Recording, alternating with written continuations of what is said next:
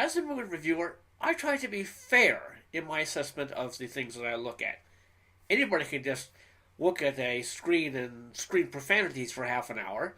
I try to be more fair and balanced in my critique. And believe me, it's not always easy. At the time of this video, I've just finished 113 episodes of Some Canadian Critic. And that means I've looked at some good movies and some real stinkers. So on this occasion, I thought I'd have a look at what I consider the 10 worst films that I reviewed on this show.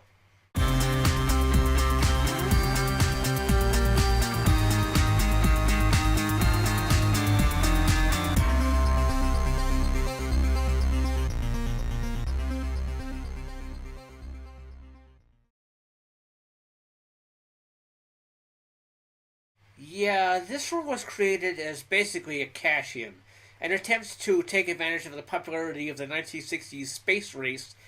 It fails in just about every level. A nonsensical plot involving them aliens who shoot down any ship that even comes close to them, a decision to not attempt to make peaceful contact with Earth, who might give them what they want in exchange for space travel, the really bizarre idea of a monster on board for no particular reason, bad makeup, and the nonsensical decision to call the astronaut Frankenstein just because he's a mechanical creature named Frank. Some people might claim this film was ruined by the ending. In my estimation, it was ruined before it started. First of all, the opening part seems to be shot for a completely different film, possibly intended as some sort of espionage or heroic commando movie. Then they just shoehorned it in from the beginning of this whole space plot. These strange astronauts, the bizarre choices in costuming, the recliners for the acceleration couches, and a whole bunch of other ridiculous nonsense. Then the movie ran out of money or whatever, sat on the shelf for 2 years. Someone came along and decided, I can fix this, and using footage completely different and with a completely nonsensical ending, proved that no, they really couldn't. This is an example of how a movie could be interesting, but ultimately fails miserably. You have Peter Graves, a reasonably responsible actor at the time, with some pretty interesting ideas, the mystery of where he's been, why he can't remember anything, why he's acting so strangely and leaving information under the rock, and then we meet the aliens with a completely bizarre appearance and costumes that look horribly out of place with those ridiculous ping-pong pop eyes. And the whole thing degenerates into this bizarre mess towards the end with the pseudoscience to make everything better. I don't consider this a bad movie because it completely deviates from the source material. It's an adaptation, there's going to be differences. No, I dislike this film because it's a complete and total mess. Completely excluding the fact it was started in the 1970s, not finished to the late 80s, which explains the whole disco thing. The characters are bizarre and nonsensical. The motivation behind them is ridiculous. Chris perving on Kim, despite the fact he's probably younger than her and she's a nurse, is definitely kind of creepy. The ending is bizarre, with just pulling new abilities out of the lens like he's pulling it out of his ass. And generally speaking, the whole thing may look good, but it is just a colossal nonsensical mess when it comes to plot. Generally speaking, if you're going to look at The Lensman, probably a good idea to either have a look at the TV series, which is based off this, which I'm actually getting around to at some point or other, or my personal recommendation, read the books. Speaking of books, this is one that actually had potential. You've got the massive cultural shock of the Earthmen being transplanted into a completely bizarre alien world, diplomacy, having to figure out how to get home without revealing that Earth is primitive and completely open to attack, and generally speaking, trying to establish themselves without being wiped out by the technologically superior aliens. All of which is completely lost in the film in favor of comedy. Lots of really low-brow comedy. This version I reviewed is the original version before they decided to do another version with a dub, which gives the aliens human dialogue, and for some bizarre reason, someone doing a really bad impersonation of Sean Connery to add even more to the humor. For anyone who wondered what Roland Emmerich was up to before he did nonsense like Godzilla or The Day After Tomorrow, wonder no more. This one. Yes, this one. Basically, I chose this one as the first appearance of the Dark Critic, when my original plan to review Manos the Hands of Fate, until a friend suggested I simply leave that cinematic turd where it is just about the only reason I actually did this movie.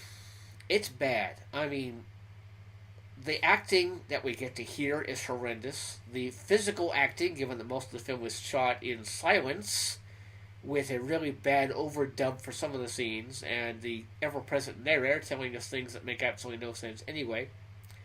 The hideously bizarre-looking monster, which was apparently a replacement for a supposedly better monster, though given the circumstances behind the film, I rather doubt that. And the fact that most of it is silent due to the director accidentally dropping the sound equipment into Lake Mead. Plus, the whole thing was a scam anyway, since he took what money there was, he managed to get from the creditors, and did a runner before the movie was ever actually released. This could have been a good movie, but given the fact of what we saw with Superman 2, where the Salkinds dropped Richard Donner and chose somebody to direct who had never read a comic book in their entire life, thus leading to the bizarre superpowers out of nowhere aspects of that film. And then Superman 3, which I discussed elsewhere, so by all means have a look at that review. And when we got this, which has no less than 6 different people writing on it and 6 apparently different plots all crammed together, Helen Slater doing her best, but not being able to do much in the circumstance, and Peter O'Toole either pretending to be drunk or actually being drunk for his scenes. It's a little hard to tell. Generally speaking, if you're looking for a decent look at Supergirl, check out the series on the CW and leave this one on the shelf.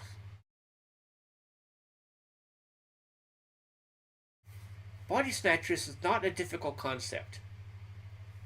Aliens come, they duplicate people, they have all their memories, but they are lacking emotion, examining all sorts of different sociological aspects depending on the time the film is made.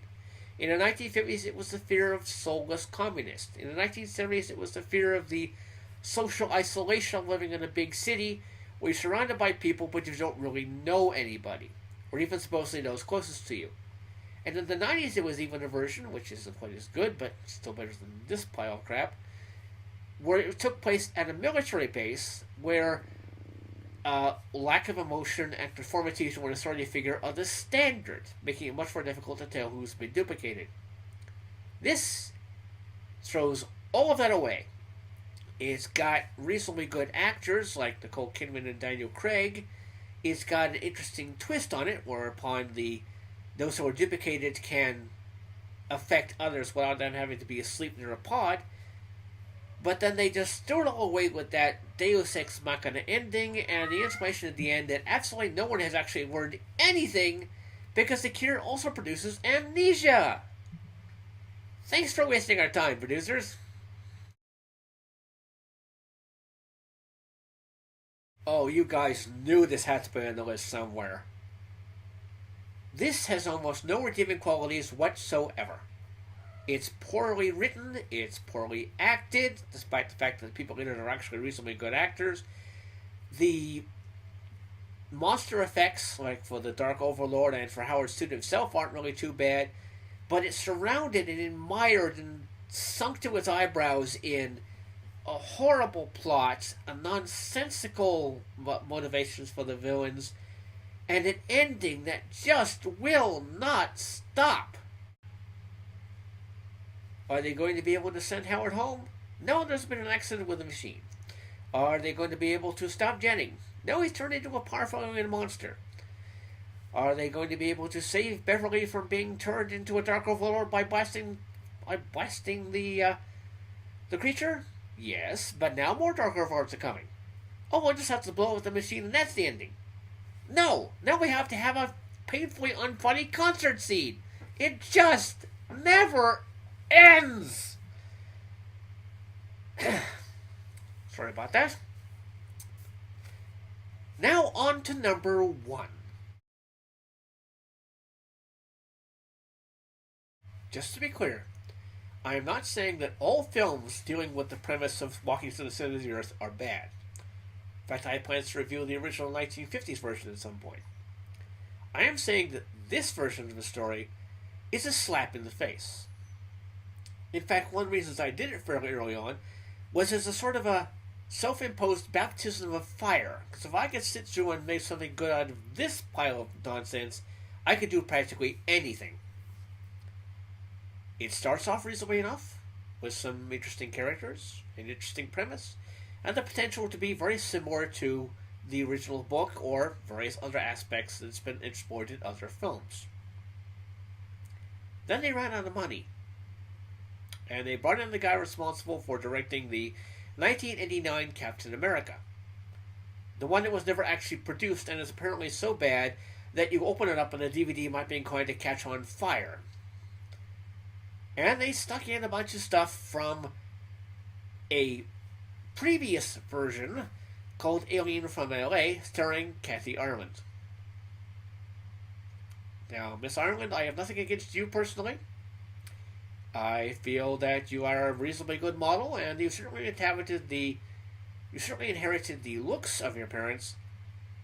But in my humble opinion, you did not inherit very much of their acting talent. The decision to take this film and give it yet another ending to it, despite the fact that it didn't have much of an ending in the first place, as well as that sudden train wreck of a jump cut near the end of the film to wrap everything up, does not do you or your legacy any favors. This is a movie that I feel you should avoid at all costs. So there you have it. My personal choices for the 10 worst movies I've reviewed so far. If you want more of analysis of these films, please feel free to check out my review of them. Will I be doing films that are even worse than this? Very probably. But time will tell. I'm some Canadian critic. Thanks for watching.